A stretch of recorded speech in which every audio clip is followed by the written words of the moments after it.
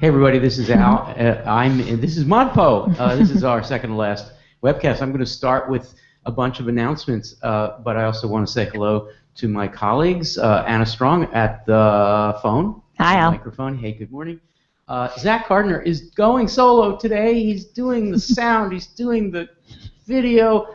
We're waiting for Dan to come to do the cameras, but he's doing the camera in the meantime. So some applause for Zach in advance because he's Zach Gardner. He's amazing. We have Will, who's here from New York, who is maybe we'll put the, give him the mic at some point to say hello and tell us what he's interested in. And we have Kirby and CJ here, and to my left, Jason Zuska. Jason at the table. At the table. At the table, Good morning, man. Al. At the table. I'll just hold up this book. Zach, good luck. Zach's doing everything. This is, you'll notice that the name on the bottom of this book is Jason's name. Look at that. I love the little hearts. Now that I actually get to see this thing on the monitor, it's called Heat Wake. Yes, Heat Wake. And it's not available yet, but it will be in February or March. We're excited. Are you excited? Very excited. Fantastic. Congratulations. And to my right, we have Lily Applebaum. Good morning, Lily. Good morning. And we have, in the Hangouts, we have Dave Poplar. Good morning, Dave Poplar. Mr. Mute, Mr. Unmute. Good morning. While we're doing announcements, though, I just wanted to point out Ray Maxwell said that today is High Five a Librarian Day. Oh. Oh, wow. So everybody high five your librarian. Yeah. Okay, I'm going to make a trip down to Penn's amazing Van Pelt Library, and I'm going to do like, when athletes at the end, score the final soccer goal, they go to the audience, the crowd, and I'm going to low five, high five everybody. You can chest bump a librarian too, I think. No, I don't think so. Anyway, that's so great because one of our the voicemail that we're going to play today comes from a librarian in Ithaca, so we're going to high five her virtually. And Erica Kaufman is here. Good morning, Erica. Hi, Al. Hey, how are you? I'm good. How are you? All right. It's good to see you. And Max McKenna from Chicago. Good morning, Max, at 9 a.m. Good morning, Al. How are you? I'm good. It's Yeah? crappy weather here, but things are all right. I think we're getting some of that crappy weather soon. That's what I hear. And Lily confirms. I think it's like tomorrow, yeah. And Max got a haircut also. And Max got a haircut, looking good. Max, have you thought about the mustache and the beard? What about it? Never mind. Yeah. That's all right. No. Molly O'Neill, 7 a.m. Good morning. Good morning. Max, it's Movember. It's time to grow your mustache in support of men's prostate It only health. grows so much. I'm sorry. See, Molly can get away with that. When I start down there, pissed off at me, get grumpy. Okay, great. I have a few announcements, and then we're going to get right into our discussion. The first announcement is that the Final Words webcast is next Monday at 10:30 a.m. Good morning, Eric. Eric has joined us as well. Would you give Eric the portable mic so he can handle that? Thank you. You don't mind, Eric, do you? The Final Words webcast, Monday, 10:30 a.m. Philadelphia time. Please come to the Writers' House. We're going to have a reception, a lunch-ish thing after the program, right, Anna Strong? We're going to have a lunch-ish thing. Indeed. Okay.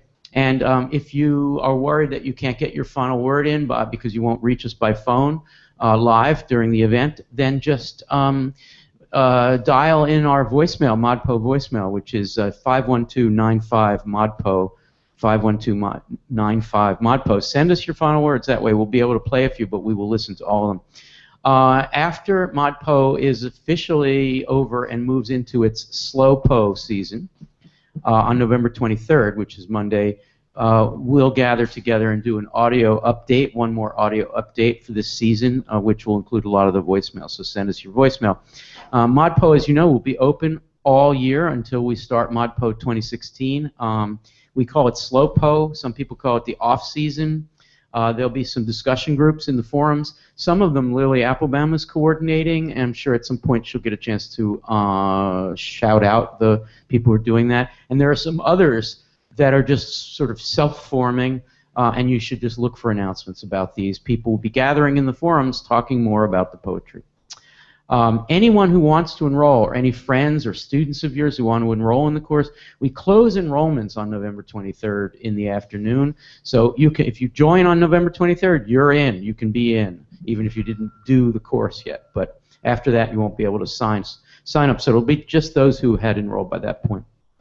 I want to point out that Joe Organ, great name, I assume it's semi-pseudonymous, Joe Organ. He has created a choral arrangement of John Ashbery's Some Trees, and you can find it at SoundCloud, soundcloud.com/Joe Organ, one word, /Some Trees with a hyphen in Some Trees. Or just go to Joe Organ's SoundCloud site, and you'll get to hear that. It's really good.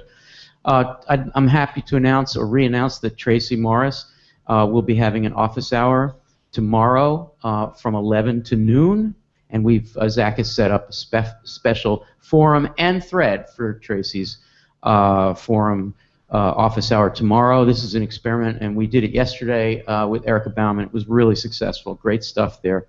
Anna Strong will be sending out a survey to all ModPo people after the course is over. Please take a minute to fill out that survey and let us know how we can improve the course. Please keep doing your peer reviews this week. They're great so far. They're fun. This is the creative exercise or uncreative exercise, whatever you want to call it. And so our aim is to have everybody who wrote or submitted an assignment receive at least 4 responses, and we're well on our way to that. There have been some new additions to the crowdsourced close readings page. We hope you'll just click on it if you haven't had time to get there. CJ is celebrating his today. He just finished the main ModPo syllabus. Yay, CJ, good job. And his next thing is ModPo Plus, and then the next thing is the teacher resource site, and the next thing is the crowdsourced close readings page. And we welcome more. Okay, we welcome more. All right. So Erica has to leave us at 10:30 because of obligations, so I want to make sure that she gets a couple of chances to comment before 10:30. But I just want to throw out on the table my one-word or one-phrase explanation of the various, the survey of modes of unoriginal or uncreative or conceptual methods that we're meeting this week. One is transcription. Another is a photographic capturing of language in the ambience. Another is an unoriginal translation or a compilation of translation. Another is a homophonic rewriting. Another is an N+7 substitution. Another is a writing through. Jennifer Scapatone is writing through HD. And another is sonic negotiation. So we have lots of different versions on the table. 1, 2, 3, 4, 5, 6. In the main ModPo syllabus, it looks like 7 different approaches. What I'm going to do is summarize them and invite some people just to correct my generalization about these methods, or add to it, or maybe even just say which ones you particularly prefer. So Goldsmith's is transcription of his own spoken words for a week. Erica Baum's photographs of language arranging itself out there. Caroline Bergval's uncreative compilation or researched unoriginal appropriated compilation of translations of one line of Dante. Michael McGee's homophonic rewriting of the Pledge of Allegiance. And then his Flarf poem, which is web mining about kitsch culture. Rosemary Waldrop uses an Oulipo-inspired word substitution writing through of the Declaration of Independence. Jennifer Scapatone, as I mentioned, writes through HD in order to express a critique of imagism and, of course, admiration for HD. And then Tracy Morris's, what she calls a sonic negotiation, is a detournement or a culture jamming repetition of a phrase that was used to historicize the Middle Passage. So that's the variety. Does anybody want to just throw in a correction or a different synonymizing of these methods, or maybe just add one that you're hoping that we will talk about that you particularly like or are interested in? Jason, is there one that is worth mentioning? Well, for this week, I think we've read also Kenneth Goldsmith's Traffic. In ModPo Plus, right? Oh, in ModPo Plus. So that's a transcription of someone else's talking. Right. Right. So just as a further the source is not a poem, not the author, but the ambient world. Right. I might have missed one, but thinking about Christian Buck's Eunoia. Oh, I forgot Eunoia. Oh my goodness. Is kind of and I mean it goes along with it's kind of like an extreme version of a Bernadette Mayer experiment. So like setting a term or an experiment as a challenge and a concept to your work, and then following through it. So I know we talked at the webcast about Eunoia last week, but the concept being each chapter is written so that the only vowel in the words in that chapter is a particular vowel. So A, E, I, O, U. Thank you, Lily. I cannot believe that I forgot Eunoia. So, Erica, do you want to correct my paraphrase of the method, or add one, or make a comment? I don't think I would necessarily have anything to say to correct. I would just say that I find a lot of these methods to be useful in the classroom, and the particular. Why is that? I think that it's because you're really just working with the concrete materials of the text. I use the Rosemary Waldrop Shorter American Memory piece a lot when I'm working with history teachers, because of the different ways in which it asks you to pay attention to the physical things that make up the historical document. Yeah. So, you know, it lets historians kind of get away with the history and think about different ways to engage the students in language that they probably haven't really close read before. Yeah. History teachers, I just made a mistake and started to play that piece, sorry. History teachers, is anybody read a radical politics in it, even to the extent of taking offense at her rewriting of a sacred American document? Particularly as someone who comes from Europe. I mean, I think that a lot of the faculty that I've worked with have seen the radical politics, and have found it kind of a relief in contrast to the kind of dumbing down of assessments and standards. You know, it really creates this path into a familiar text that I think enables a lot of teachers to remember why they wanted to teach history. That's really interesting. To get excited about looking at old text critically. Yeah. So can anyone, it doesn't have to be Erica, but maybe Dave or Max, can you say what it means, why that reassessment that Erica just described can happen when the first line of the Declaration, the famous first line, gets rendered as follows: "We holler these trysts to be self-exiled, that all manatees are credited equidistant." How does that accomplish what Erica describes, if you think it does? Dave, Max?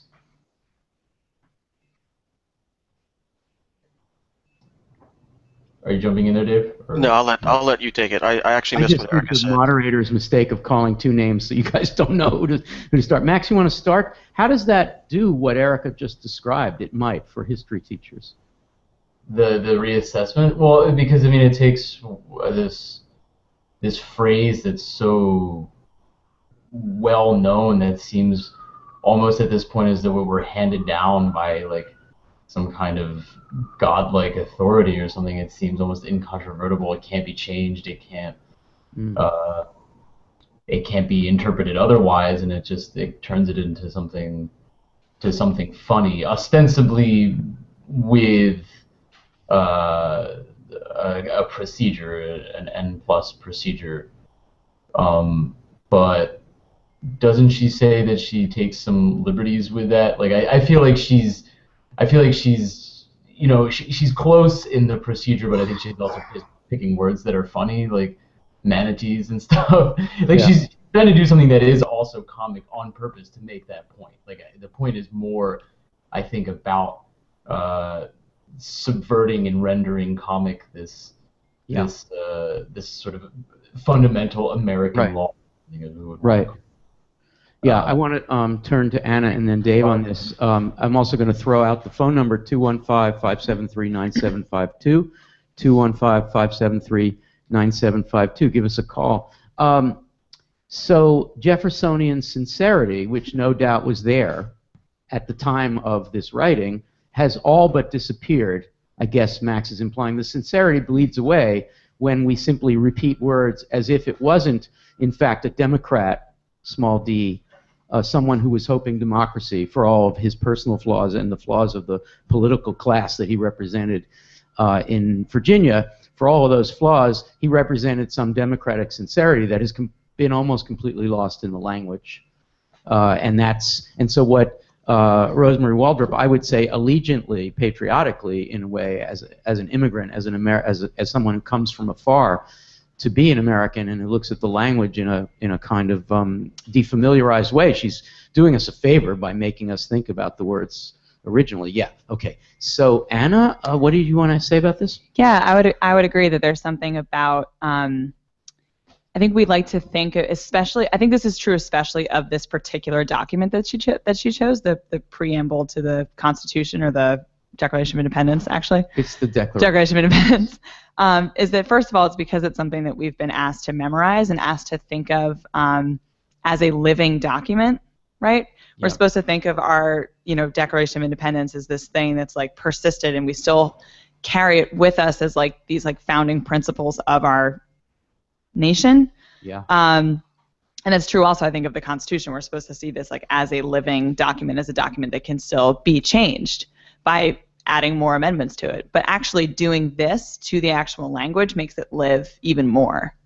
That this kind of engagement with the language, this messing with the words, I think does that kind of patriotic service, because by making it live anew, we're actually paying much closer attention to what it's really trying to do. And shifting attention is something that the poets of ModPo have challenged us to do from the beginning. Yeah. Certainly from Dickinson on. Dave Poplar, while you're preparing to speak, Jeff Garrett in the Twitter feed, ModPo Live, hashtag ModPo Live, and then hashtag Erica Baum. In fact, he meant hashtag Erica Kaufman, but whatever. Says definitely use these methods in the classroom, even ESL, which is a really interesting addition. Dave Poplar, your thought? Yeah, I really like what Anna said about it being a living document, and I think it's interesting reading this because the words that were chosen, like Max says, they weren't just completely random, and the words that were chosen still make sense in the same structural way. It's not as if the nouns were or the verbs were replaced with completely nonsensical random things. So in a sense, even though these new sort of random words are inserted in this, it still retains the same structure, and you can still see the same original meaning. And I think it almost presents sort of a struggle with recognizing this original structure we've been forced to memorize that's such a part of our existence and our culture, and then changing it. And I think it's also interesting that the word creator remains the same too, so you could do a lot with that. Great, thank you. Back to my first question, and we'll go to Molly on this. I made a list of the various kinds of experimental modes that we're encountering this week. Is there any one that you want to talk about or focus on or redirect our attention to? Did you mention Soliloquy, Al? I can't remember. Yes. Oh, yes, you did? Transcription of his spoken words for a week, yeah. Yeah, that's one that seems to have caused a lot of feelings in the forum one way or another. So it'd be great to talk a little bit about that and what it means for the future of poetry. Yeah, that was partly because it's first. It's always the liveliest conversation. But yeah, one of the interesting threads in that, Jason, is okay. Where's the Whitman here? Did Whitman really come back? I don't think of Kenneth Goldsmith as a Whitmanian writer, but Soliloquy may be a little bit. And how does that work, if it does? Well, it works in the poets capturing kind of everything within his at least spoken soundscapes. So he's not, but it's still, I think the tension, comparing it to Whitmanian mode, would be that he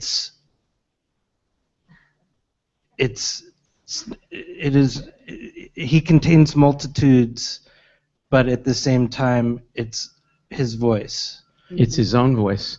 Yeah, I mean, Lily, I actually used to say it's very Whitmanian because it's blab of the pave, but it's actually Whitman's about everybody else's blab of the pave, and Soliloquy is extremely and obviously intentionally narcissistic. So it's not.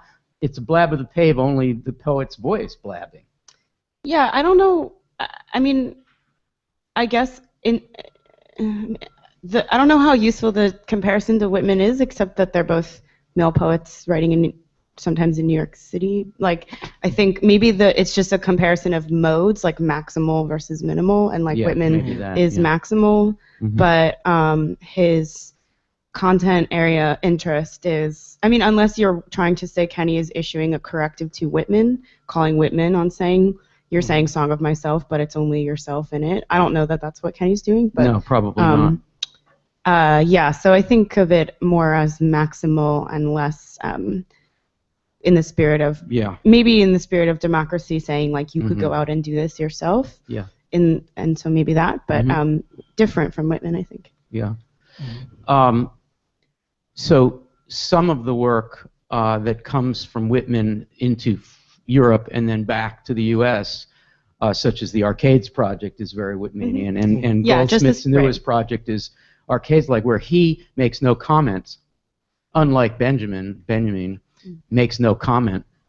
In the new piece by Goldsmith, it's Pieces of New York without his comment, so it's a little more Whitmanian. We have someone on the phone. Anna, who is it? We do. It's our friend Shannon calling with a question about card catalogs. Fantastic. Yeah. All right.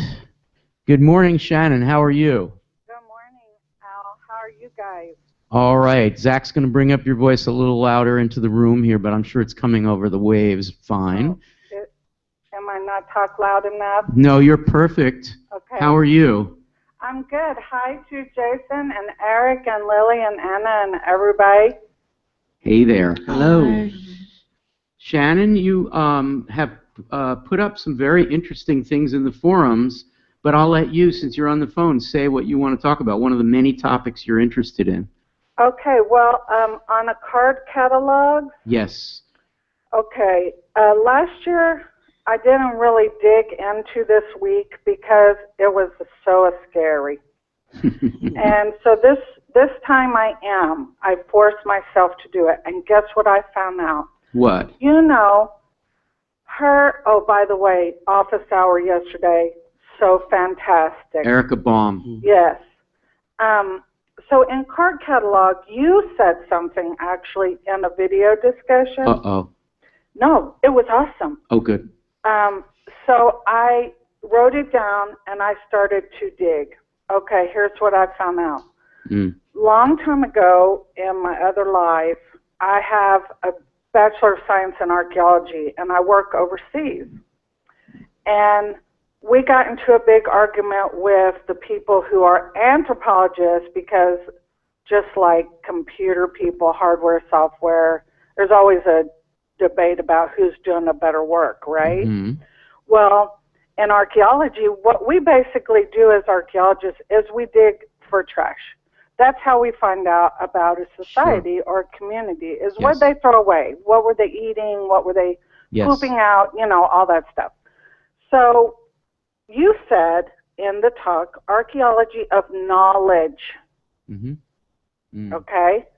So in card catalog, you referenced she was doing like a dig of words, right? Yes. That's really cool. Shannon, why don't I go around? In fact, why don't you hang up and listen to the responses on through the webcast, and then we'll get somebody else to be able to call. Okay. Shannon, it's been good emailing personally with you. I've enjoyed that, and we'll keep doing that. Oh, you're very nice. Okay. Okay. I thank you a lot, and I see you later. Bye. Take care, Shannon. Bye. Anybody want to respond to that? Erica Kaufman, any thoughts on what Shannon said about Erica Baum's being a kind of linguistic archaeology? Any thoughts on that? I'm still kind of thinking through it. I definitely agree with her, and I like the phrasing of it. Okay. Max, your thoughts? Eric, do you have the mic? Maybe you have a thought on this too. Max?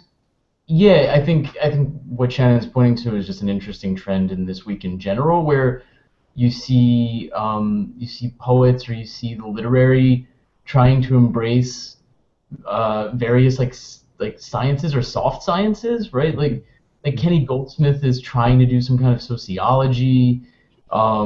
Christian Book is trying to do linguistics, and then here you have Erica Baum. Or no, you're Erica Baum.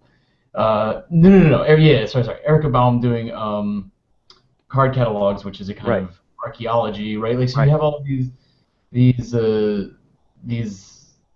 poets like trying to embrace these various kinds of like other methods or methodologies that come from the sciences or something, and that's where you get on creativity in a way, because they're supposed to be more like rigorous or systematic or something. Yeah, a couple of thoughts on this, and then somebody react to my thoughts. Maybe Eric and Dave Poplar. So first thought is that a lot of people, when they read this stuff, 9.2 and 9.3 in particular, I think 9.1, the language poets are a little more daunting. It's a little hard to imagine you doing that, although I don't think that's true of Bart maybe, and Lynn Hajin. I take it back. 9.1, you feel like, this is an interesting investigation. I think I should try that. A lot of people responding to 9.2 and 9.3 say, this makes me want to create something, right? Ironically, because there's this word, this imprecise word, uncreativity, but it makes you want to create stuff. The second point I have is that as someone who's recently reading a lot of books of poetry, I'm reading for a prize. I won't go into it, but in other words, I'm reading every book that's published in 2015 that got sent to the sponsors of a prize. So I've read hundreds of books of poetry published in 2015, and the thing that makes me happiest about the world of poetry, there's a lot that doesn't, but a thing that makes me happiest about the world of poetry is that almost every one of these books thinks of itself as an investigation in the sense that Max just meant. There's some kind of critical, historical, linguistic investigation or procedure. There's a lot of research that goes on. I don't mean that in the dull sense. And this is very exciting. It's exciting for poetry to start moving up toward the various critical methodologies: history, anthropology, ethnography, linguistics, social history. And I think a lot of people this week, and maybe I'll refer to someone who's not in North America, I don't know where she is, Gopala Rao Madali, who was admiring Tracy Morris's work in African, in the piece that ends ModPo, and she's admiring it. Gopala Rao is for many reasons, but one of the things that she admires about it is that it is an investigation into the narration of the Middle Passage that gets resolved in the 1950s and 60s into sympathetic but still truistic and trite phrasing, right? So Gopala Rao is thinking about even Tracy Morris's piece, which strikes you as a sonic negotiation and a performance piece, as itself a kind of investigation. So, anybody want to react to what I just said, either just to affirm this, or maybe to affirm that you think this is a good trend in poetry? Because a lot of people think that poetry should just be a sincere revelation of inner feelings or something. Anybody thought on this? Well, I think you can have a combination of both sincere inner feelings and work that might strike us as like investigative or project-based. I don't think it has to be conceptual, but since we're talking about conceptualism this week, I think, there's a lot of, it depends on what your subject matter. Maybe it's hard to see like the sincerity in deciding to record everything that you said for a week or whatever, but say your project was, I never knew my grandma, and I know there's a box of her letters, and I'm going to transcribe them, or I'm going to write through them or something. So there are a lot of different, it just like any other mode of writing poetry, I think for me, the work that I like the best combines those two things, sincerity, feelings of the author, and also something investigative and project-based. Great point, Lily. And we should, at some point in the hour, go back to the question of what sincerity means, how sincerity might need to be redefined. I want to go to Eric, and then Erica Kaufman has to leave us. I want to give her, if she's still there, I want to give her one last chance. I think she's out, actually. Did she just leave? Yeah. Okay. All right. Erica, your thought on this anywhere? I think Claudia Rankine's book Citizen looms very large at the moment. Can you move the mic closer to you? Yes, I'm sorry. That's all right. There's a book by a poet called Rankine, and the book is called Citizen. And it's a very important book, just certainly at the moment. Particularly, I think, because we're living in a moment where the poetry community is somewhat divided against itself over issues of politics, race, and conceptualism. But Claudia Rankine's book is reverberating on both sides of that divide. So as we look at the poetry that's being produced, particularly this year, we're seeing both groups, which seem to be often talking past each other, perhaps lacking some of the sympathy that I would hope we will eventually find for each other's positions. Both groups, however, have been truly moved by the extraordinary force of the complete project of Citizen. Okay, so it's what you just said is kind of a version, I think, of what Lily was saying, which is that we shouldn't be watching for either or. There's a chance of some kind of integration of the positions. Yeah, I think we can watch for something that's kind of extreme in one way or another. And I think, like you were saying, maybe we need to reconsider what sincere means or what emotional means, but that's different for everyone. So I think, I don't know, I think there's a lot of room for asking what is a masculine approach or a feminine approach. That's like a weird dichotomy that's put on this a lot, especially when we're talking about things that strike us to be like robotics or whatever, like in the last chapter.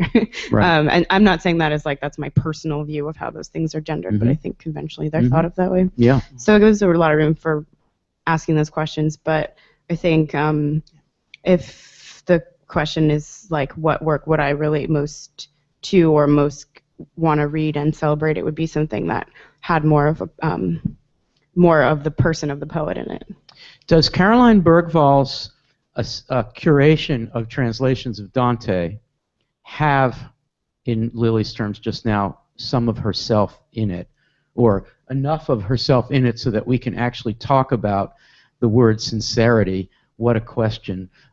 Jason first, and then we'll go to Molly, Max, and Dave. And meantime, CJ, do you mind coming up here and asking your question about objectivity, or do you want me to just read it from the forums, or you can do it from where you're sitting after this round? You want to come up? Okay, great. All right. Who wants to? Jason, what's the question is about Bergval. It's a piece I think a lot of us admire, but in the terms that Lily just described, do we have a sense of Bergval's selfhood there, or some kind of personhood there, or is it somewhat?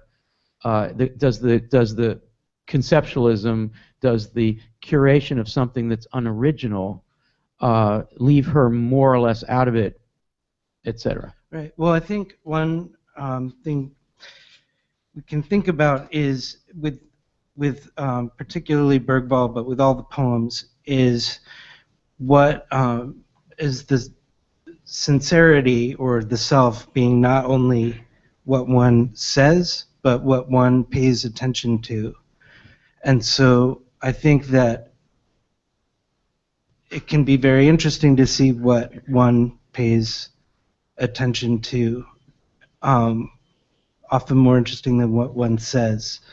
And so here... You mean her or you as a reader? Oh, I mean, here we have an obsessive attention being paid to Dante's first lines. So surely these are resonating or have attracted attention for various reasons, and there's a long attention span spent on unearthing all of these different translations. So you want to, and forgive me for putting it this way and tell me if I'm doing it badly, you want to read, as it were, between the lines, a motive, a reason, and understanding what Caroline Bergval as an artist is trying to do, and almost a psychological reading, like why this line, what is it about this writer that's focusing on this line? Is that fair? Not exactly. I wouldn't say that I would want to necessarily understand what the motivation was. Yeah. But certainly there was a motivation, and the motivation is strong enough that it activates a motivation in the reader, I think. Yeah, interesting. So that it's more about why the poem exists. There must be a reason, but our relationship to the poem doesn't have to be about discerning that reason, but understanding our own relationship to this thing that was produced out of attention and a kind of obsession. Interesting. So Molly or Dave or Max, I don't see Max connected, but maybe he's still there. There he is. I should call one of you because it'll be confusing. Why don't we start with Dave? Caroline Bergfall, the lostness that is mesmerizing in this piece, being lost along the way, and the focus on the path as opposed to the destination, all that really cool stuff. Such an amazing piece. Does that tell us something about the author? Is the poet involved in that? Should we read her into it? Does her conceptual practice keep that question out of the discussion? I don't think it can be read without her in mind.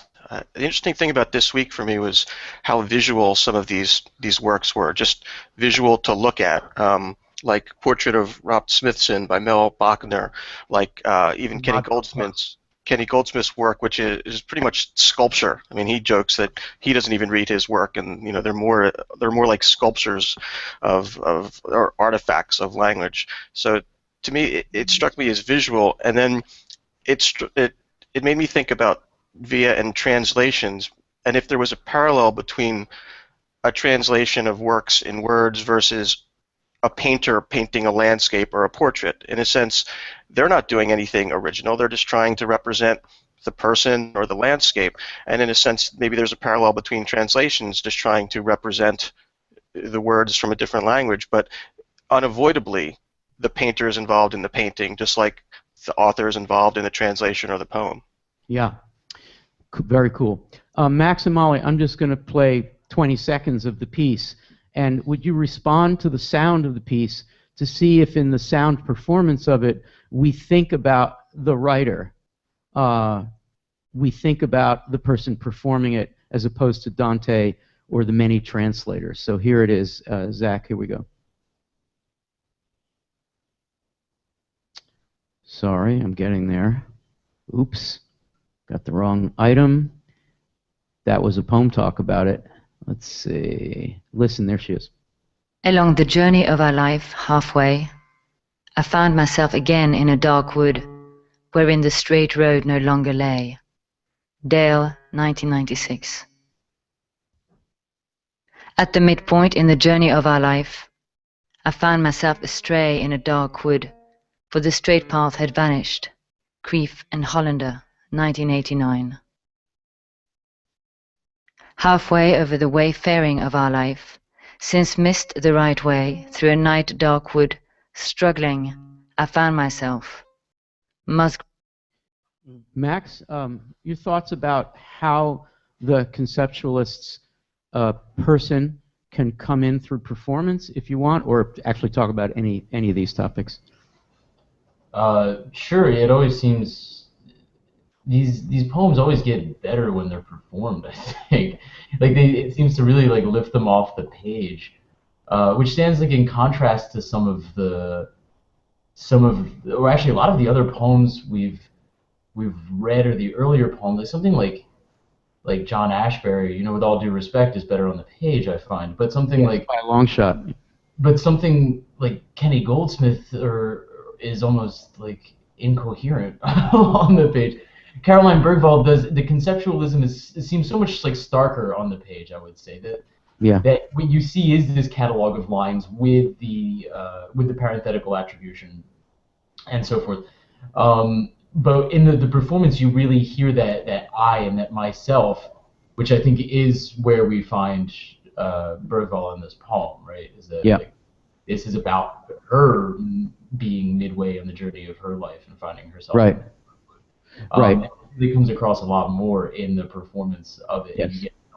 And in among the arts, insofar as the word conceptualism, which is one of many words that you can apply to the practice of many of the writers that we're talking about, in and among the sister arts, conceptualism is shared, so that someone like Tracy Morris thinks of herself as a performance poet and as a linguist, really.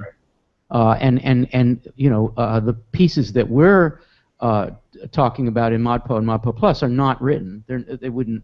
That one line of African wouldn't make any sense. Simply repeat it again and again. And there the intensity is in the performance. I want to turn to Molly to talk about this topic that we're the Bergvall or otherwise, and then I want to go to the phone. And the person on the phone is going to have a choice of a couple of books that we will mail to her or him.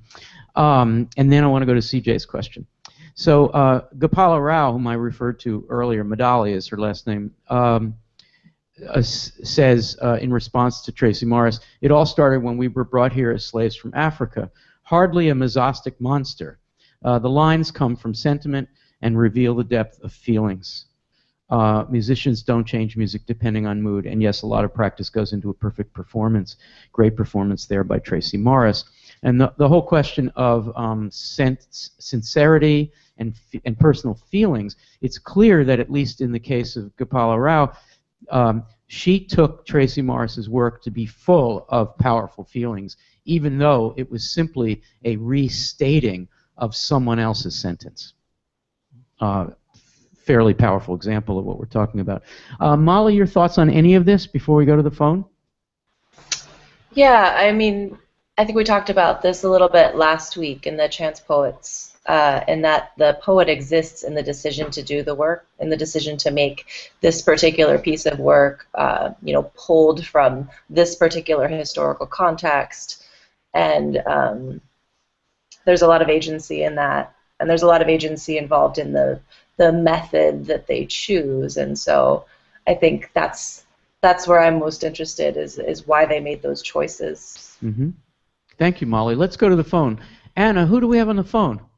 We have our friend Amparo calling from Texas. Oh, Amparo! I know, it's been a year. I know, it's been forever, and she's trying to get through every webcast, so she finally got through. Oh, great. And she's got a question about close reading and conceptualism. Okay, great. Thank you. Amparo, how are you?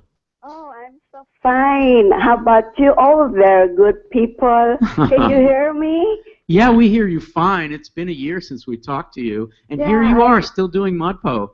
Yes, and I will do the third time next year. Oh, fantastic. And you are still a teacher, am I right? I just retired as a special education teacher. Oh, congratulations. And I was in teaching profession for almost 45 long years. Wow, congratulations. Retirement after 45 years, Amparo. That's really cool. And here you are hanging out with us. We're honored. Oh, the privilege is mine, my pleasure. I have a question. It's about... Amparo, I'm so sorry. Before we get started, I want to give you a book of poems. I'm going to give you a choice of 3 poems. Or 3 books. Okay, you tell us which one. Okay, the first book is by Robert Fitterman, who's one of the so-called conceptualists, and it's a fairly hard-to-find book. It's called No, Wait, Yep, Definitely Still Hate Myself. That's one.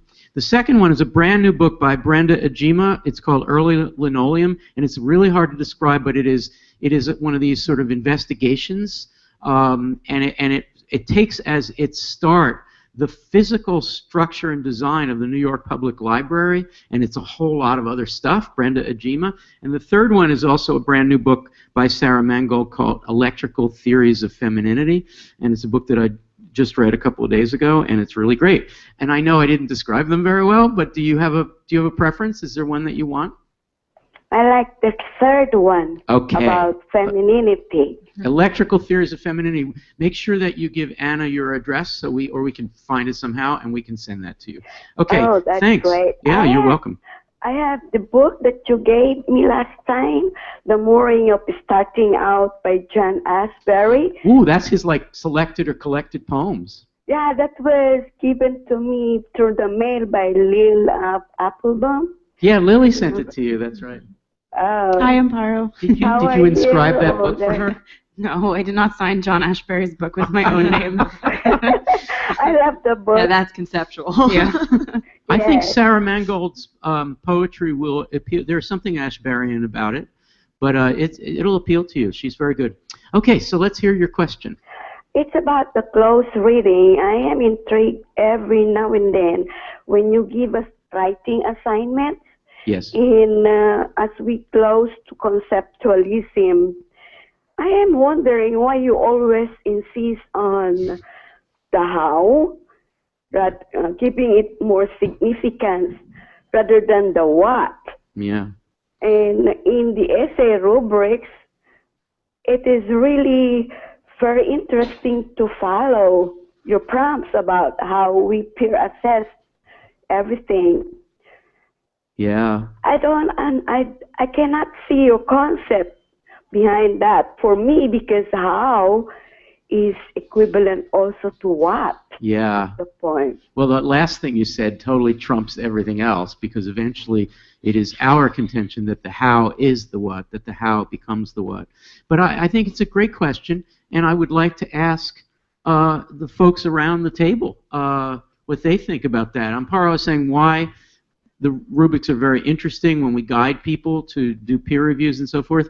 Why insist on close reading, and why the focus on the how? We've talked about this a lot, but why don't we say some more about it? So let's do really quickly. Can we do really quickly? Yeah. So let's get the portable mic to Kirby. Sorry, Kirby, you're on the spot. You'll be one of those. Everybody respond very quickly. So we'll start here at the table. We'll go to Kirby and then to Dave, Max, and Molly. Jason, quick response to Amparo? Well, in my office hours, I close read with Audra Crane, Vase Poppies by Jennifer Scapitone, and we discovered that the poem that it's based on, Sea Poppies, was written in the same year as the Gallipoli attacks in World War I. And so the question of Oz and Ottoman became much not just random words, but we were close reading the poem, and these things came out. So that's not event versus. What I wanted to. Are you saying to Amparo that stuff wouldn't have come out had you not done a close reading? Right. Okay. And as well, I would say that part of our focus on the how has to do with the poem as a kind of event. And so each poem as an event is both something that happens at the time of being written and happens at the time of being read. Mm-hmm. Good, thank you. Lily, a quick thought on this for Amparo? Yeah, I think this question, the answer is slightly different maybe in different chapters of ModPo. When we're talking about conceptualism or even chance poetry, I think that, and this isn't to say that other poets aren't focusing at all on how, like other poets outside of the course or even earlier in the course or something, but the idea being that conceptualism foregrounds both how and what at the same time. So your reading of the poem is inextricably linked with the concept. It's like maybe the most like not very intellectually rigorous definition of conceptualism. Like as you're reading the what, you need to be always thinking about how and maybe also why, because that's sort of what the definition of the concept would be. So you could take the same what out of the context of the concept, and it might not really mean that much, or it might seem silly, or it would just be a news report that you block copied or whatever. But in the context of how the concept, it means something more. Yeah. That's really helpful. Thank you, Lily. Kirby, a quick thought on this? Quick thought, Amparo. I enjoyed so much our exchanges on the writing assignments, my fellow Filipino, and we've had some great conversations. My thought is close reading for me is astronomically important. I didn't close read before. It's through Al on a course a long time ago that I started to realize close reading is profoundly important, and I stick with that. I am less convinced about the how, but I'm learning from Al. More and more, I've always felt traditionally, it's the content, it's what's being said that is really the gist of the poem. And I'm still resisting the how as being as important, but my feelings are that that's changing, that the how is important, whether or not I value it as much as some others in this course. I don't know, but I'm learning and I'm open. Thank you, Kirby. And if pushed into a corner, at least, rhetorically, I mean, if pushed into a corner, my last defense as a teacher would be to say, yes, there needs to be a balance, and we are being hyperbolic sometimes in focusing on the how, but I see it sometimes as a corrective because the world of reading and understanding things, such as newspaper stories about tragedies and so forth, there's so much superficial reading and there's so much content focus that, for instance, in journalistic coverage of world tragedies, we have to understand the how of the journalism, the journalistic method, in order to be able to critique the content of the piece. If we just take the content of the piece, we're getting something that's signed, sealed, and delivered typically by a media conglomerate that may have all kinds of methods and ways that we haven't investigated because we left the how out. So basically we wind up using how as a kind of hedge against 99% content, which is what our world is full of. So basically we're trying to make it 3% how and 97% what? There's so much what. I think we need to be asking how, and it's a fundamental question. If you ask what, sometimes you never get to ask why. If you ask how, you're always going to have to ask why. So let's quickly go to Molly, Max, and Dave on this question for Amparo, and then quickly back to Amparo, and then CJ's question, and then we're going to start to wrap up. So Molly, your thoughts on any of this, Amparo's question, and the how and what and all that? Well, Al, I was just thinking the same thing, that the how gets you to the why, and the why gets you to why is it so important for writers of all kinds to explore these issues of language, and why are we so concerned with appropriating or freeing or altering or breaking down or doing all the different things we do with language, and why is language so important to us? And that's really the underlying thread of all this work here. Really well put. Thank you, Molly. Max, your thought on any of this? Sure. I think that I was thinking about this the other day, but I think that the how, or like this kind of attention to form, right, that's what we're talking about, is weirdly like a way to actually get back to these kinds of questions of hidden meaning and intention and objectivity and like all of these things that people usually want to find in content, but it's actually, I think, in the how where you get that, because you get something like, say, like in attention to form, you uncover things like meta moments or meta gestures, and so you get something like, Emily Dickinson wanted to write a poem because you have her poem. But then, like, what happens in the form that reveals some kind of like hesitation or awareness of what she was trying to do and the shortcomings of what she was trying to do and what she wanted to do.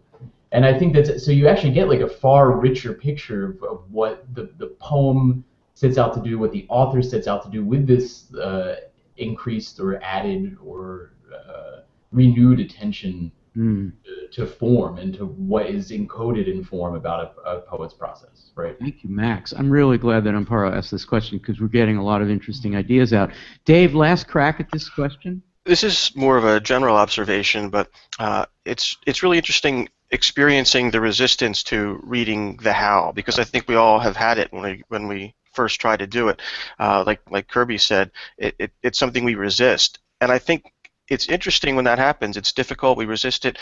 We should ask why. Why are we feeling that this is difficult? Why are we resisting this? And it forces us to really confront things that we've just taken for granted for so long. I mean, and that is a whole different approach that we can incorporate into everything about the world. Yeah. So well put. When Tracy Morris in this room performed her piece called Chain Gang, which is in ModPo Plus, so check it out. It's at the very end of ModPo Plus. And it's based on Sam Cooke's really famous and very melodic, harmonious, and in a way easy to listen to version of Chain Gang. Now, a lot of people will prefer Sam Cooke's Chain Gang because it's just amazing. It's an amazing popular piece of popular music that uses something of a Trojan horse strategy that, let's say, Claude McKay perfected in our course, so that you can get a conversation about the Chain Gang, which is, you know, very much alive in southern states in the 1950s, even though it had literally been illegalized in most states. And Sam Cooke and his brother were down there in, I think Alabama, or Georgia, I think, and were stunned by the continued existence of the Chain Gang, and then wrote a melodic pop piece that a lot of people listened to, including a lot of white audiences that didn't even know what a chain gang would be or thought of it as a 19th or early 20th century thing. But Tracy, so there's plenty of respect due to Sam Cooke, and Tracy Morris is not disrespecting Sam Cooke, and it's really important that she embraces the term conceptualism. Her version of conceptual practice is not out to say to Sam Cooke that his melody is wrong, but rather to create some kind of disharmony and disjunction. Sam Cooke makes it possible for her to do this, and she's only doing it by focusing on the how of those sounds, of the chains.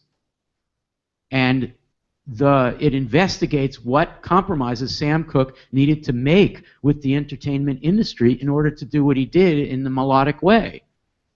So it's a really powerful political turn that she does, and it's all based on the way her body makes the sound. That's how she would describe her practice. But it makes a sound that becomes very hard to listen to, and the question is, for Kirby and others who say in ModPo, I'm a traditionalist, I find this very difficult, I'd really rather have harmony than disharmony, but I'm hanging in there because I respect the fact that I need to learn how to hear the disharmony because the world is full of these kinds of disharmonies. That's more realistic.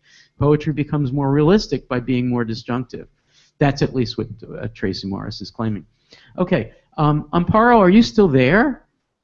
Yes, Mr. Al, I'm still here. Oh, thank you. And we gave you a lot of answers to your question. Yeah, they are really very striking answers to my question, and I appreciate everybody.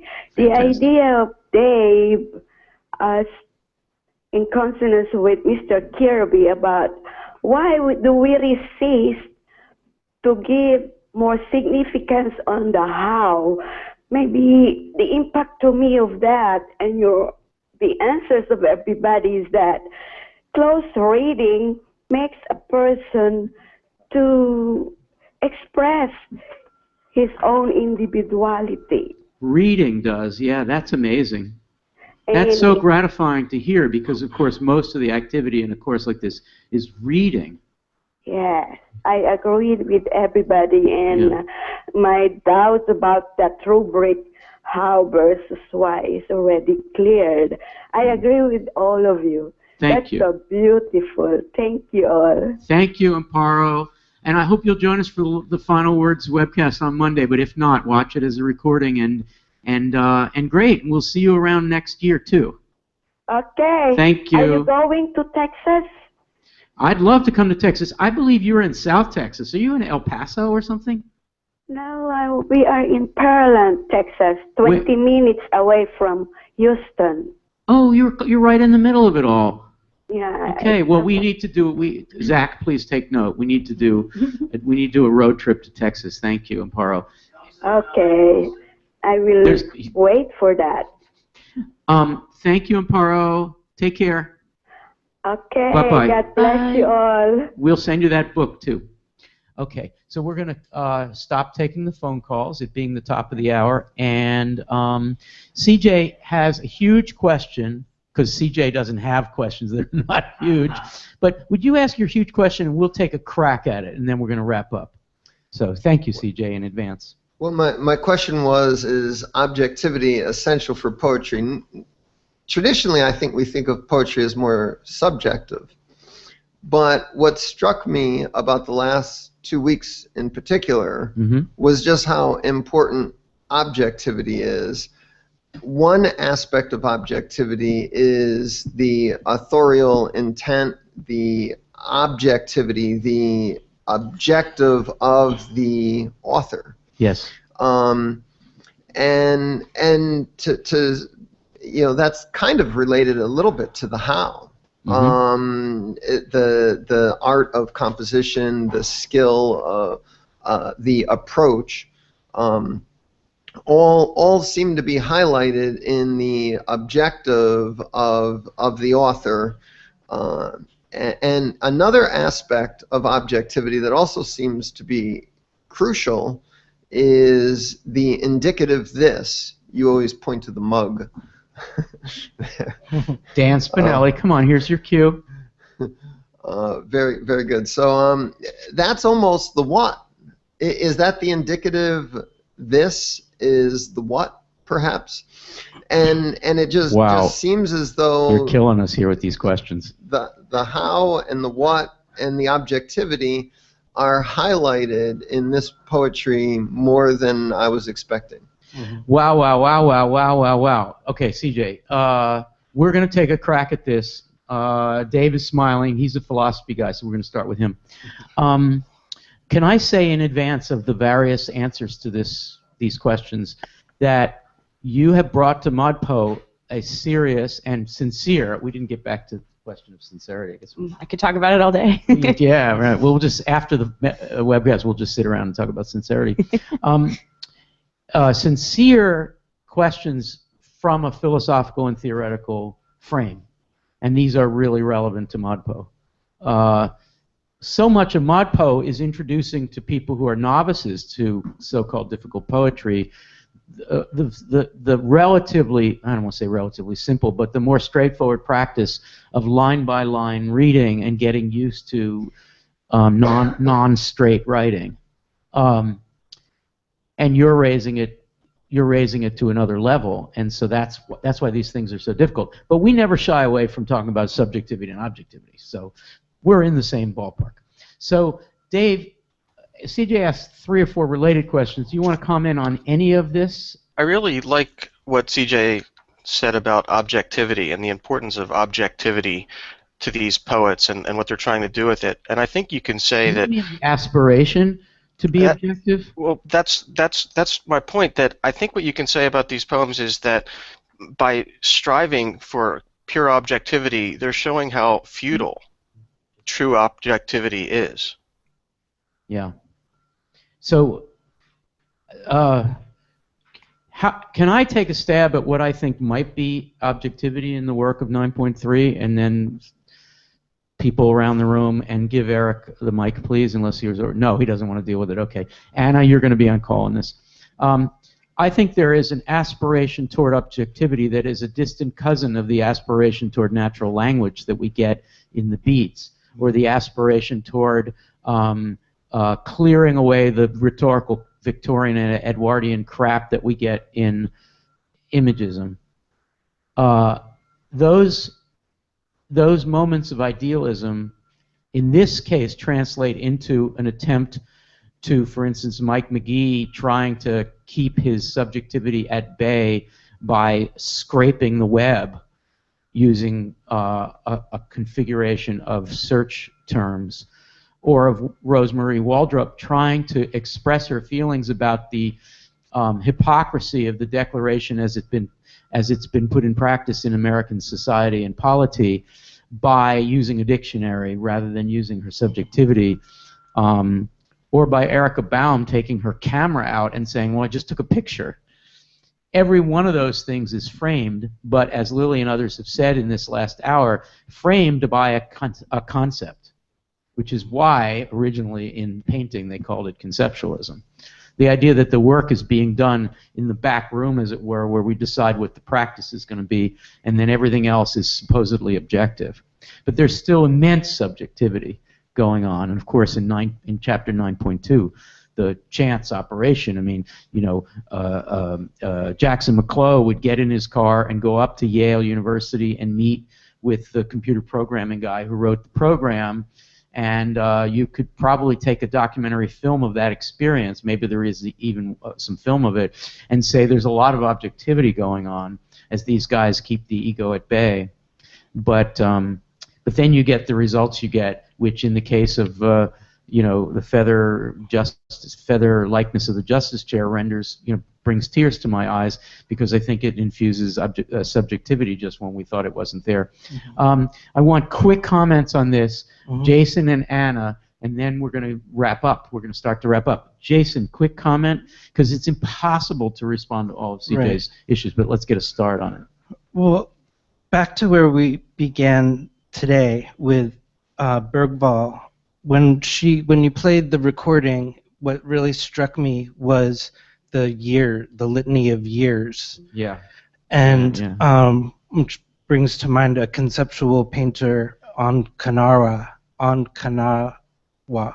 who for every day for decades painted the date. The date. Yeah. And that's it. Yeah. And so in a way, the act of, because so much of the baggage of poetry is that we're trying to clear away, is that that these poems somehow pre-exist the author, that there's some sort of deep truth that we go out and find. If you just clear away the leaves, you'll find a poem that has been there for eternity. Right. The thing always preceded language. It's there. The mm-hmm. Right. Pre-linguistic So that's one way of thinking of objectivity, a world that exists prior to your subjectivity projected upon it. Right, as opposed to thinking of objectivity as the fragile actions and that we take any day or at any moment. So these the years begin. I mean, what were you doing on October 31st, 1976 at 5 p.m.? Were you born? Were you alive? Were you writing? Were you riding the BART? Riding the BART, or whatever. But that there is a fragile specificity that is beautiful and utterly unlike the idea of writing to unveil eternal truths. I wish somebody would I wish Goldsmith would just transcribe you, because that would be. I'd like to have what you just said permanently. Seriously, you are amazing. We're going to just go to Anna, Eric, for a final thing on this, and then we'll go around. I want to invite Lily to curate some of the tweets, and then we'll go around for quick final words, and then I'm going to wrap up. Anna, quickly on this question. Yeah, cool. Question. No pressure. It's such a complicated question. I think it's really at the heart of a lot of what we're doing here. And I'm still working this out, like in my own muddled brain. So forgive me if this is like makes no sense. But I think maybe what we start to do by clearing away all the leaves. I was going to say crap, but you said leaves, so I'll go with that. Did he say leaves? He said leaves, yeah. It was so nice. He also said fragile actions. I know, it was beautiful. It was so beautiful. And this is going to suck, but here we go. I think what we get by clearing away this stuff is actually this emergence of the poem as its own object. It's like kind of what metapoetry is. It's not that we're seeing a painting of a bowl of oranges, or not that we're seeing a bowl of oranges like through this painting. We're seeing a painting that's a bowl of oranges. We're seeing this thing that's radically two-dimensional. I think that's what this poetry is becoming as we kind of move into modernism. It's not that this is supposed to give you a window into my soul. It's like, this is a poem. This is a machine made of words. Yes. And actually, as we move into what I think is happening in 9.3, it's like, yeah, okay, we did that, but now let's actually take the poems as our subjects in a way. Yeah. So the poems that have already been written become our own objects again. It's a rediscovery. It's it's putting ourselves back into these texts that have already been written, making them live again, making them breathe again. It's as if the poems that we've already talked about that are inside us are cards in the catalog that Erica Baum founds, and we're doing our own archaeology We're not writing a poem about card catalogs. We're actually just giving you the card catalogs, and then you get to decide for yourself where the subjectivity is, where the camera is, what that language is doing. The possible benefit is such a close reading that it becomes liberatory, and the possible downside is that it becomes insular, right, as you only are capable of digging up what came before in the lineage that you specify. That's really good. Thank you. So I'm going to invite Lily to quote from some tweets, because the Twitter thing has been happening and we haven't paid that much attention to it, and we really do love that part of it. And then I'm going to invite everybody for quick final words on chapter 9.3 or on the whole run of things, although we'll have final words for that on Monday. So Lily, what do we got? Sanjeev Naik says week 10 and we've come back to leaves. Whitman, leaves off the trees, some trees, all trees. Last week, boo-hoo, which I thought was very Sanjeev sweet. is, by the way, we need to recognize, done such hard work in the Facebook group. Karen Alenier is quoting Jason. Jason Zizka says, clear away the leaves to find the poem that was always there. Colleen Knight says, crap and imagism? Okay. Which made me laugh. She's quoting Al, maybe. Yeah, I think so. Ray Maxwell says, the how is the path and what are eye catchers along the way, like reality shows are bookends for commercials. Going to work with that one for a while, Ray. Ray's such a radical. Let's see. And T quoting Molly says, a T de los Reyes quoting Molly, the how gets you to the why. I like that. Alana Shaw says, the how is the poet's method reflecting their perspective. And it seems relevant during conceptualism. Ray says, I love the way Jason brings the poet's soul to the conversation. How, what, how about, why? And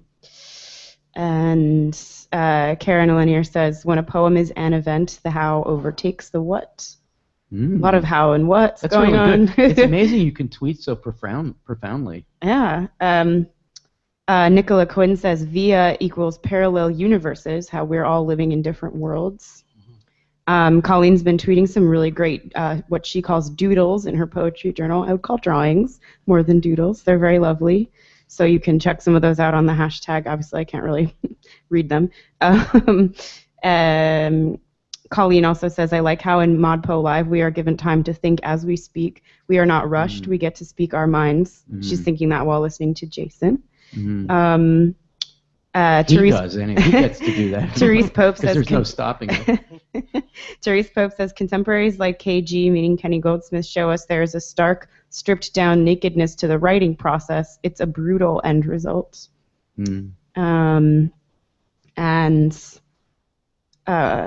Let's see, and Ray Maxwell says, reading ethnography these days, user experience and the relationship with language in explaining phenomena, sincerity, authenticity. Great. Let's do one more. Let's see. Therese Pope says, the unoriginal and wacky contemporaries, I think meaning the poets in this week, remind me of a weird, twisted journalistic reporting of sorts. Same with Ron Silliman and Bart. Cool. Thank you, Lily, for doing that. There's some great tweets out there. So let's do final words, but they're going to have to be really, really, really quick final words. We'll start with Dave, go to Max, Molly, Lily, Jason, CJ, and Anna. And Dave, you're first. I know it's a few years old, but I just wanted to plug Kenny Goldsmith's book, 7 American Deaths and Disasters. I think a lot of people who may have struggled with Soliloquy will find that a lot more impactful. And that in that he transcribes the news reporting, the radio broadcasts of a number of assassinations, JFK, Lenin, and also natural disasters and disasters like 9/11. And it's really impactful. So I would just recommend people check that out. Max, final thought? Just that conceptualism this week in general just remains an interesting test case, I think, for everybody who wants to think about what poetry imagines itself to be doing today and imagines how it engages with the real world. I think this is always, because people are always like, well, what does it do for the real world? Something like that, right? And conceptualism is like a really good test case for that because it's like it wants to be engaged and sometimes it seems completely disengaged. It's both like very radical like Tracy Morris and very ivory tower like some people we can think of. So it's always like a really good test case, I think, and a really exciting way to wrap things up and kind of take the temperature of the poetic present, I think. Well said. Thank you so much, Max. Molly O'Neill? Yeah, I think this week is a good place to investigate public versus private language, and especially, I'm going to go back to Kenny, how language functions as a performance in everyday life, and then how it functions as a creator of actual intimacy and trust among people. And I had a really great conversation in my office hours this week with Sean Goldman, but I want to think about it more and come back to it next week or final words. Thank you so much. Lily? Ooh, I just want to say I really agree with what Max and Molly both just said. But I want to use my final words as a plug again for online book groups. I know I talked about this for the past like 3 weeks, but I just want to emphasize that we do at the Writers House these online discussion groups, and as ModPoers, you are very, very, very welcome and encouraged to sign up for them. Julia is doing a wonderful group that just started, but if you get in touch with me really soon, you can join it. She's talking about the poetry of Douglas Kearney, who I would say if you liked Tracy Morris's work and how performative it was, Douglas Kearney does a lot of interesting work with performance and writing work that's scored and performative on the page also, so it might be an interesting thing for you. Coming up next is Al leading a discussion on Eileen Miles over the winter, and then she's amazing, and Max and I are leading a discussion group about Laureen Carey's memoir called Black Ice. And so if you're interested in all of this, shoot me an email at whbook, WHBOOK, at writing.upenn.edu, and I can give you all the info and help you sign up. Thank you so much, Lily, for that final word and also for your work on the book groups. Sure. Jason, quick final word. I want to make it clear that I wasn't saying that there are poems waiting to be uncovered under the leaves, but that that your walk to look around for the poem or the movement of your hands, that's the poem. Wow, Jason, you rock my world all the time. Stop doing that. Sorry. Okay. CJ, final word. Thank you for sitting at the table. My takeaway from the course is that objectivity and subjectivity always and only coexist. I think you're right about that. We agree, CJ. Nice. Anna Strong. I just want to say if you're starting to feel sad about ModPo being over, don't be sad because it's going to keep going as much as you want to be there and as long as you are there. As long as you are. So stay tuned for announcements about who's going to be curating different online. Yeah, I had to throw in Corman in there. And the cameraman almost fell over because Dan Spinelli, our cameraman, he does a great Sid Corman. He cannot make a Corman joke at this moment. But all right, so I just want to do thank you, and I just want to do a couple of shout outs. First of all, it's High Five a Librarian Day or week? I think you said day. Day. So what we're going to do is I might cut it off because we only have a couple of minutes, but we have a librarian from Ithaca who tells us that we're she sort of does what a librarian does sometimes, very sweetly tells us that we don't know what the fuck we're talking about. And she's right. And she'd be right. And she's referring to the video, part of the video discussion on Erica Baum when we talked about, we were amazed by the card catalog entry that said ONCE ... We thought, what's that doing there? And she tells us exactly why, and here she is. Hi, this is Judy Swan. Judy Swan. I'm calling from Ithaca, New York.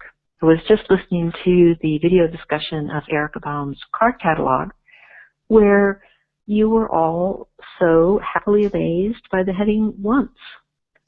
I feel as I'm a former cataloger, and I believe that once is called out in the raised headings because it is the first word of so many titles.